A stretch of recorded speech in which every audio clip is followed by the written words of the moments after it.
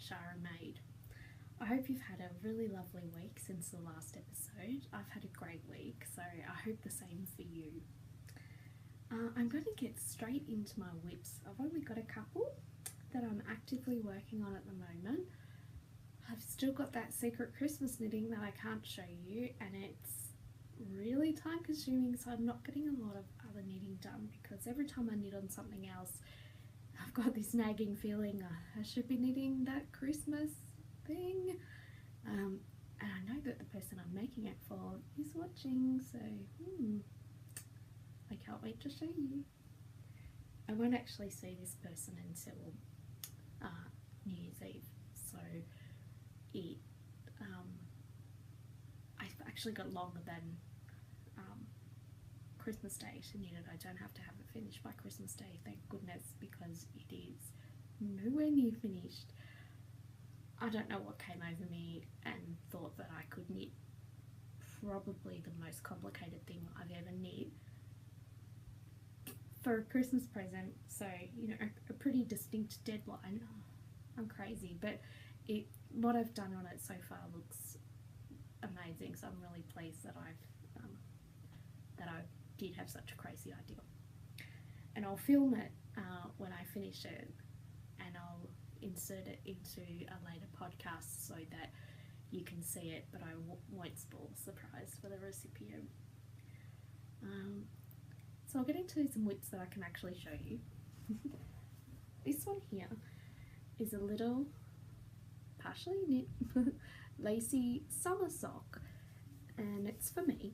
I don't know if you can see the detail in the lace pattern there, with some dog hair, like all my knitting. But I'm using a Knit Picks Comfy Fingering Weight, which is a cotton acrylic blend, and I've made a few pairs of socks with cotton wool blend yarn, and they've been quite lovely for warmer weather wear, but I wanted something even cooler, so with no wool content. I've made some socks that are just 100% cotton as well, and they don't do too well because they just sort of flop around your feet. They don't have any sort of stretch and recoil, they just stretch and stay there. So I thought I'd try with this yarn. Because of the acrylic content, it's a little bit stretchy and it seems to hold its shape a little better than just plain old cotton. Hopefully the acrylic content won't make them too sweaty. I guess I'll find out when I finish these. I've made a few things out of the comfy worsted weight yarn, which is the same setup, just obviously thicker yarn, and they're fine. They're not sweaty or anything like that, so not too hot for our crazy summer. So that's coming along quite nicely. I do have to think about the pattern. I've got to think about what I'm doing. It's only a 4-row repeat, the lace pattern, so it's not too crazy, but I've really got to watch what I'm doing. And the black yarn, I don't know why I make so many things in black, because I can barely do them at night. I can barely work on them at night. So it's not going along as quickly as a regular old pair of socks, but it's not too bad. It's not too bad. And I really like this little picot edge on the ankle. It's pretty cute. That's from my Rosie dog. You'll get to meet her one day, I think. I'm pretty sure she wants to be on the podcast. She's told me she does. So I'll keep you tuned into how I keep going with these socks. Hopefully I'll have them done before the weather starts to get cold again.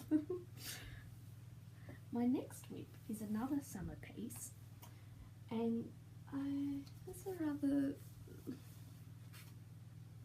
long whip, as in I started it last summer and I got about, maybe I'm 2/3 of the way through at the moment,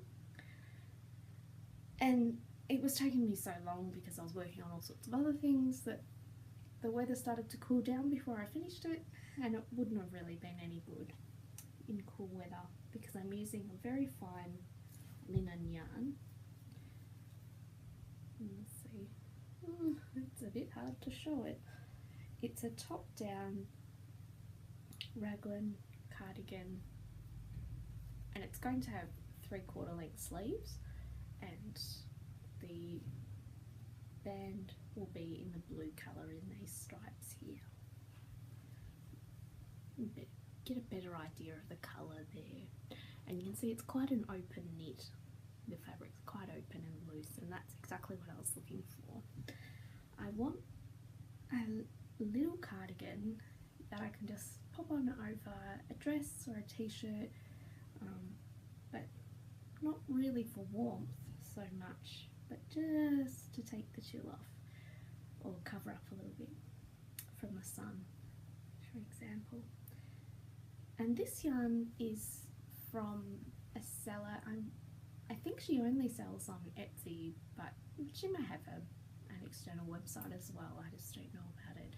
Called Yarn Stories, and I'll link to that in the show notes so you can have a look too. But she has a lot of glorious yarn. She has lots of linen yarns in all different weights, and she also has some pure wool yarns as well, which are just beautiful. But like I said, I started this almost a year ago, and this year, just now, in the last 2 days, I've knit about 4 rows on it, so it's a reignited whip, and I would love to get that finished really soon so I can wear it and enjoy it once again before the weather starts to cool down.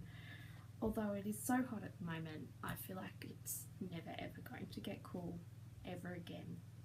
You may remember last episode I was talking about how I would love to have finished my Lacy baseball tee to wear to a Christmas function that I was going to on the weekend that's just passed. But then I had all sorts of troubles with my Lacy baseball tee, and it didn't matter because the temperature was going to be ridiculously hot on the day of the Christmas function, so I wouldn't have been wearing any sort of knitwear anyway. Well, that day came and I was only half mentally prepared for how hot it was going to be. It was insane. It was predicted to be about 41 or 42 degrees, which is maybe 105 Fahrenheit, pretty hot. But it got up to above 46 at our place, and that is disgusting. You just step outside and you can feel your eyeballs frizzling, and it was just crazy. And I had 2 Christmas functions on that day, and I made it to both of them without dying. It was great, and they were both fantastic, and I was so pleased that we all made the effort to get out in that hellish weather. And in the evening it started to rain, but it didn't cool down. It was hot rain, and it just made everything sticky and steamy, and it was sort of fun and exciting because it was just so crazy in itself. But the other thing that comes along with that crazy hot weather is bushfires or wildfires, and we're in a very bushfire prone area here. It's very bushy and hilly around where I live, and there were some major fires about 10 kilometres away from us, and that was a little bit scary, and quite a few events that were organised for that day around our town had to be cancelled because they couldn't, the authorities didn't want to let lots and lots of people into the town and have people stranded in our town if a fire did come closer. Thankfully the fires are all now under control because of our amazing firefighters that do a brilliant job, and in the fires that were near us, no properties were lost and no people were injured, so that was quite thankful. We can still smell smoke and everything because the fires are still going, but we all feel a lot easier about it now. I don't know if you have these apps at your place, but we all have apps on our phones and iPads and other devices around here that alert you whenever there's any sort of a fire incident or any sort of emergency, whether it's a car accident or a house fire or anything that emergency vehicles attend to. And everywhere I went on that incredibly hot day, everyone's phones were dingling and pinging and dinging with just alerts left, right and centre for fire here, fire there, fire everywhere. And everyone was diligently checking their apps and making sure they were still safe. And we get a little bit paranoid around here because we've had some pretty major fires. But everyone was okay. But it could definitely feel a tension in the town. But we're all good. That leads me on to my next whip. I started my Lacy baseball tee again. So third time's a charm, right? I'm now knitting the smallest size possible. Fingers crossed it's not too small. If it is, I don't care. I'm just going to block it out and wear it. But I have gotten a little way up the body. I'm just now up to beginning the waist decreases. And once that starts happening, I don't know, I feel like I'm really into the project then, and I'm really getting somewhere. So it's coming out quite nicely. I don't know if you can really tell, but the fabric's quite beautiful. It feels gorgeous. It's really soft and has a beautiful drape, and I just can't wait to wear it. I thought maybe I would try my hardest to get it finished by New Year's Eve and wear it out, but it's also forecast to be ridiculously hot again, so you know. And that is living in my project bag that I made for myself, the polka dot chambray. I showed you some others that I made last week. I'm really enjoying this one. I've used a heavier interfacing in the walls of this one, so it's a little sturdier than the others, and it sits up nicely. And I gave all my lovely ladies their project bags that I made them for Christmas at the Christmas function on the weekend, and they were very warmly received. Everyone really loved them. And I also made, you would have seen them in last episode, the Christmas baubles that I knitted.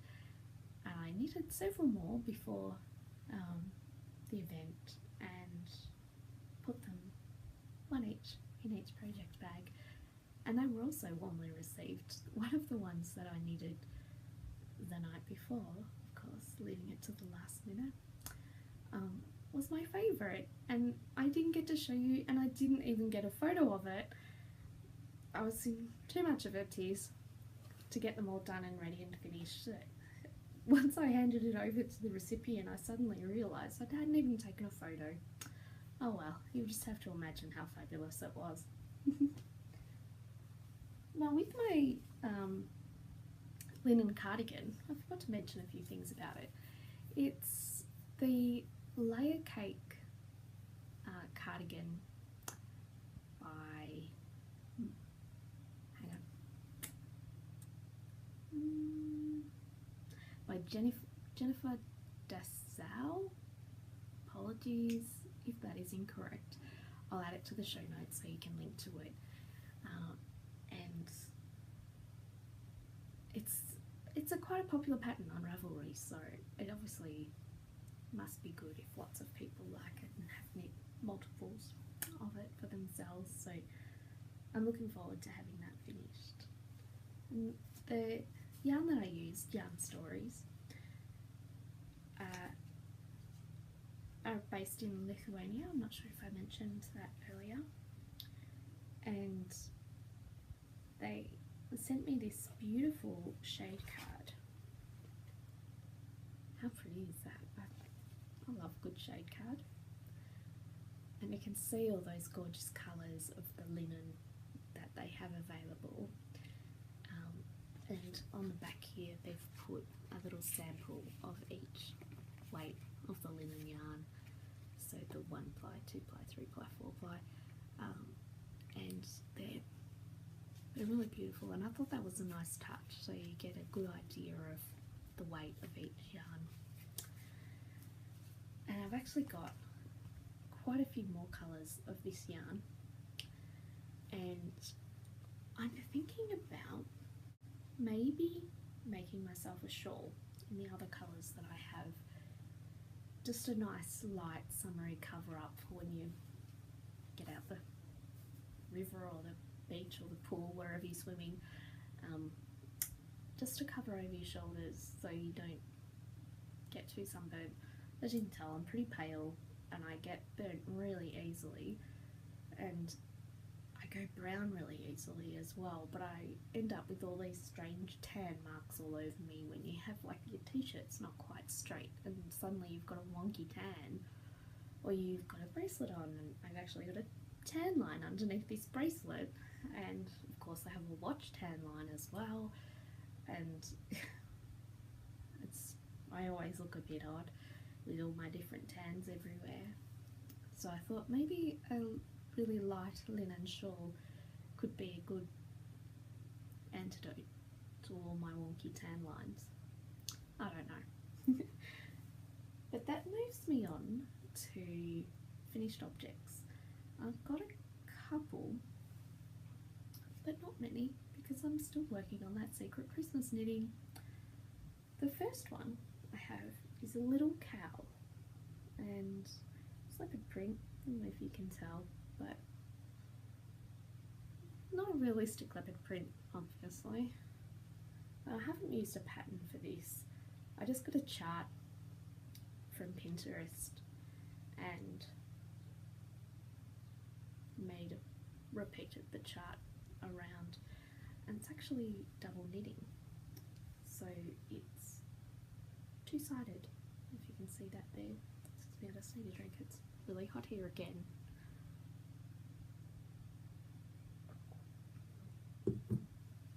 So on this side I've got the darker brown in the background and the lighter brown is creating the pattern, and on this side I have the lighter brown in the background and the darker colour is making the pattern. And it's of course a double layer, so it's really warm. And something else that double knitting does, not only physically because it has two layers so it's nice and warm, but it has a bit of a thermal effect because it traps air in between the two layers. I don't know how familiar you are with double knitting, but it's definitely worth checking out. You can get pretty groovy and crazy with your designs,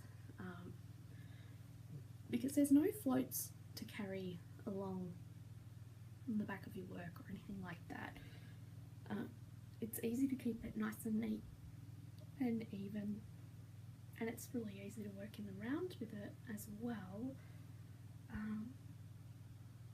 It's definitely worth checking out. There's a few really good craftsy classes on double knitting, and I've done a couple of them and they're really worth it. I had to teach a class of double knitting earlier in the year, and I've done double knitting lots of times before, but I hadn't done it in a while, and I started to worry that maybe I wouldn't be able to answer people's questions properly, and I just wanted to make sure I had all my techniques really sharp before I taught the class. So I revisited my craftsy classes on double knitting, and it was well worth it. I was reminded of quite a few things that I definitely had forgotten. That was a good refresher before teaching the class. And the yarn I've used in this is Click-Eaton Superfine Merino, which is an Australian wool, and it's really soft and squishy and springy, and it almost feels like a cotton. It is so soft and bouncy. I can't remember the names of the colours that I use. They're two new colours. One's cacao, which I think is the dark one, and the other one, I don't know, I can't remember. It might be called toffee or chestnut or some sort of food. Or it might be called truffle. I might just be making these up as well. But the 2 new colours came in to the shop, my local yarn shop, earlier in the year, and I just needed to make something with them, so I got them and then decided that maybe a leopard print cowl would be an interesting way to use them. And you'll notice it's not a very tall cowl. Most cows are a little taller than this, but I don't really fancy having things sitting up around my face, so it's a little bit of a short one, and it has a nice drape to it and sits down just right for me. My next finished object is a little jacket,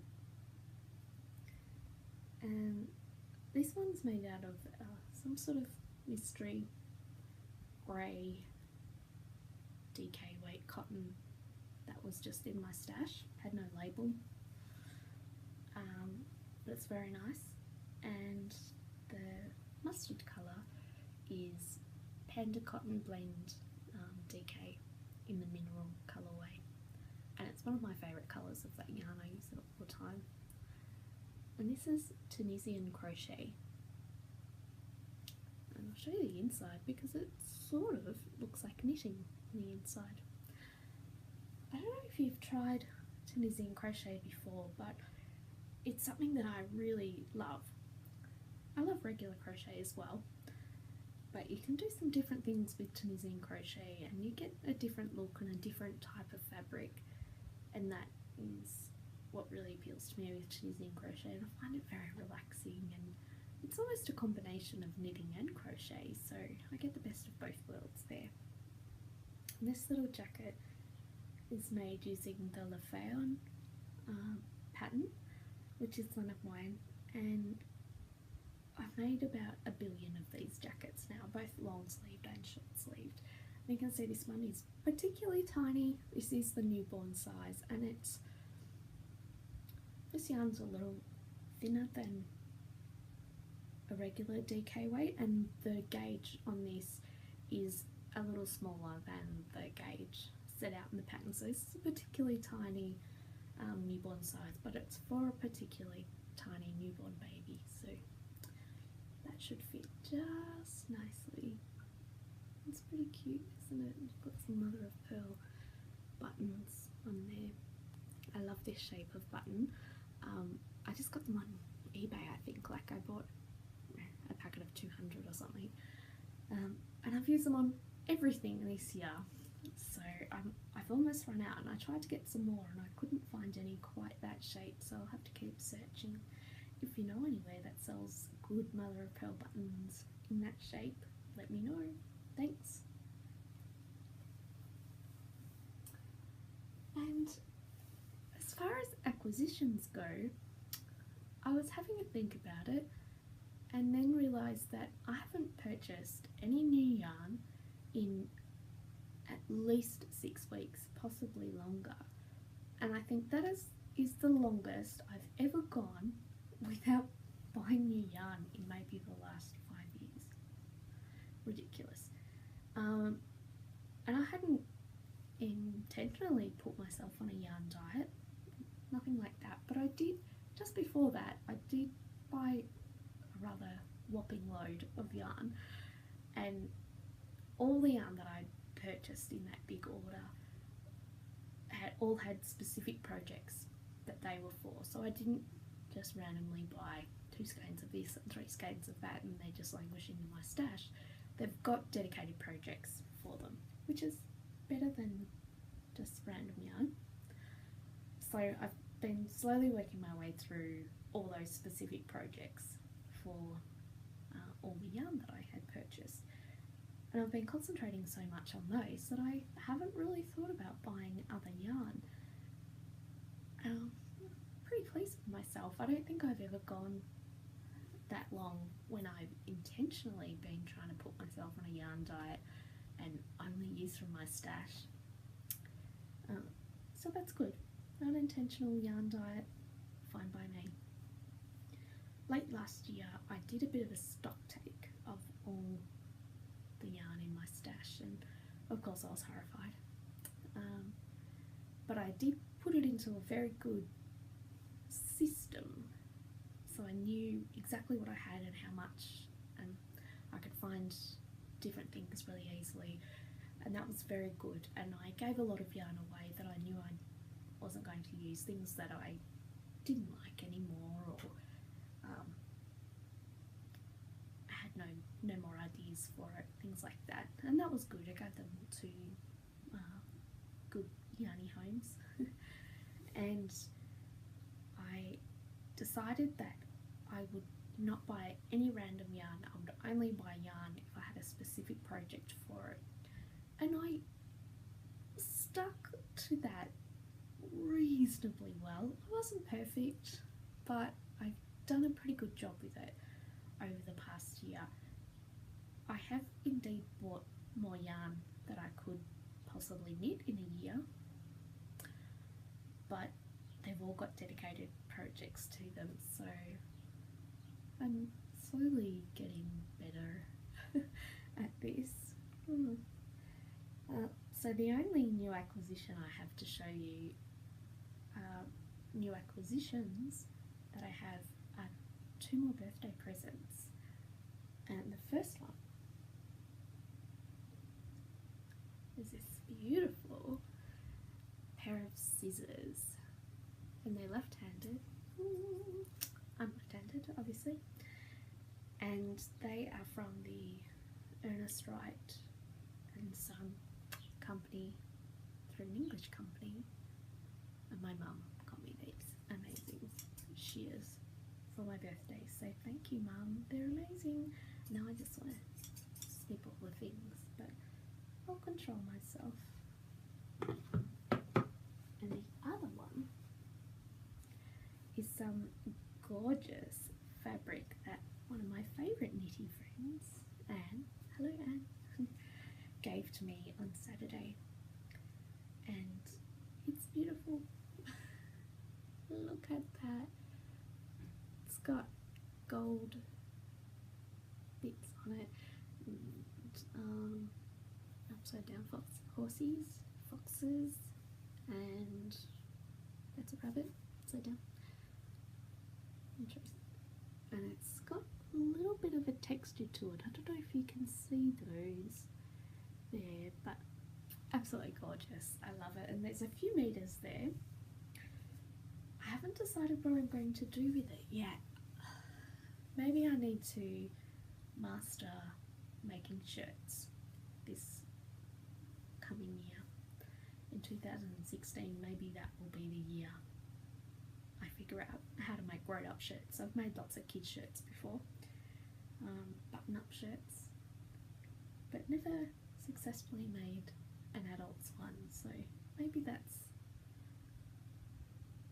what I'm going to do in 2016, and this gorgeous fabric is going to get me there. Now, I have a few plans for my New Year knitting. I didn't want to make too many plans because I always find that I'm constantly getting new ideas when I see new patterns on Ravelry, or I see projects that other people are making. Suddenly I want to make those too, so I don't want to be too rigid with my planning, and I want it to be a bit more, have a bit more of a flow to it and be a bit more relaxed. I've got a few projects that I definitely want to make in 2016, and I've got one that I think will be my New Year's cast on, that I'll hopefully start on New Year's Day. I usually start something each New Year's Day. Last year it was a pair of socks. This year I'm going a little bigger. I think I might be the only podcaster that isn't making the Cozy Memories blanket with their leftover sock yarn.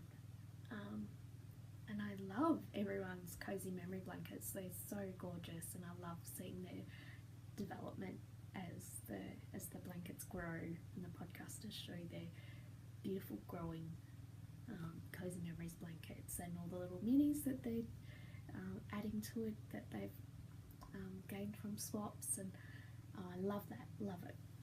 But I don't need to start any new blankets. I've got a couple of really long languishing blankets in my WIPs pile, and those are using up specific scraps that I want to get rid of, and they're going well, and maybe I'll show you next podcast. So I wanted to do something with all my sock yarn leftovers, and I had the idea that maybe instead of a blanket I will make a Cozy Memories featherweight cardigan from the featherweight pattern by Hannah Fettig.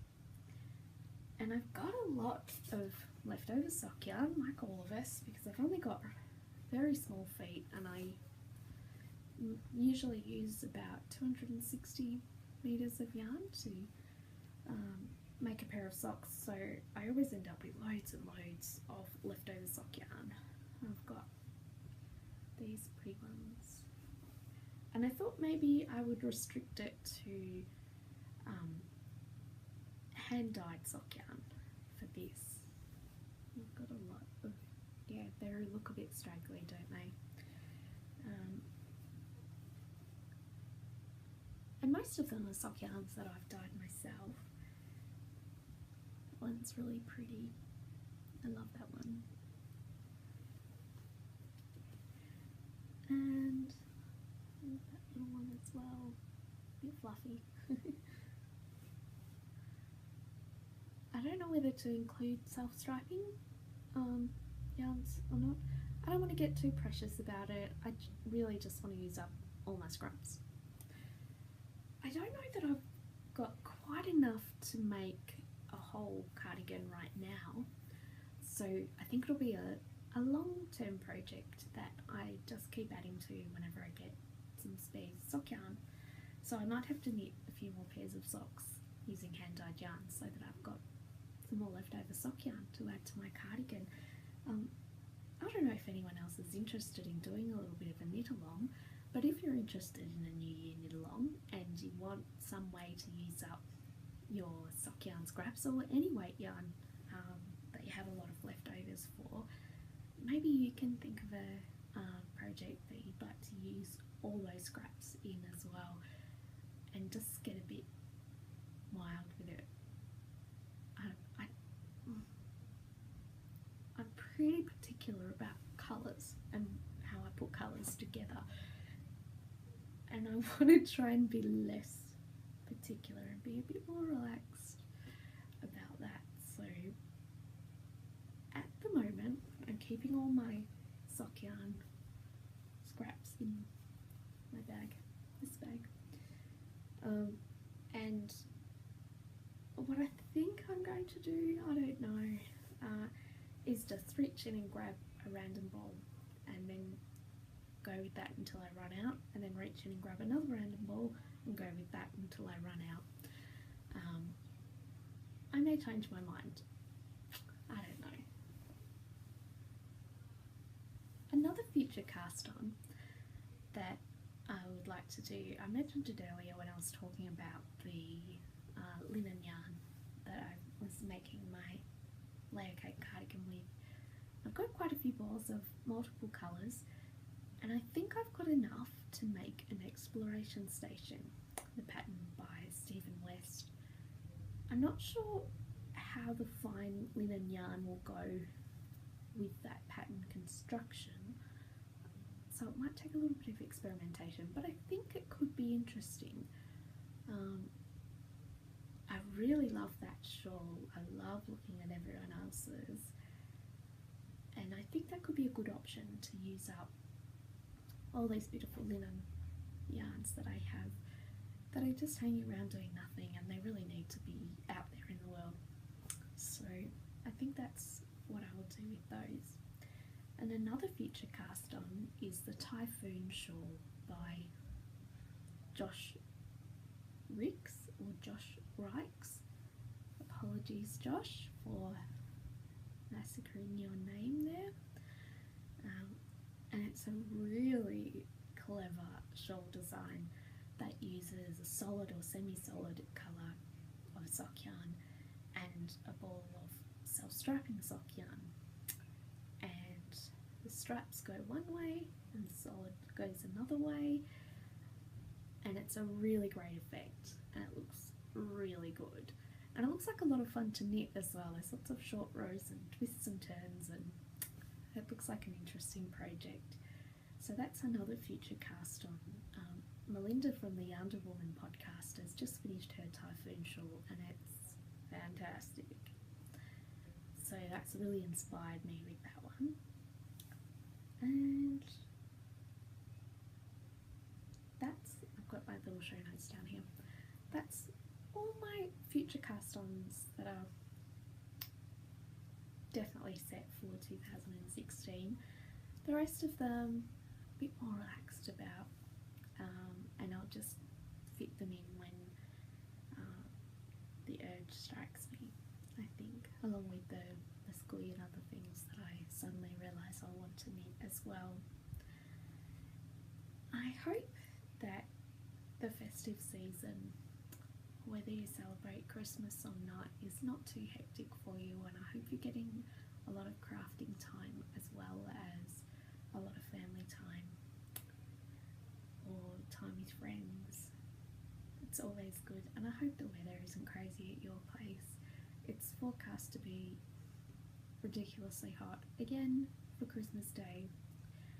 We always have a cold Christmas lunch, do most of the cooking the day before or outside on the barbecue because it's too hot to cook on Christmas Day usually.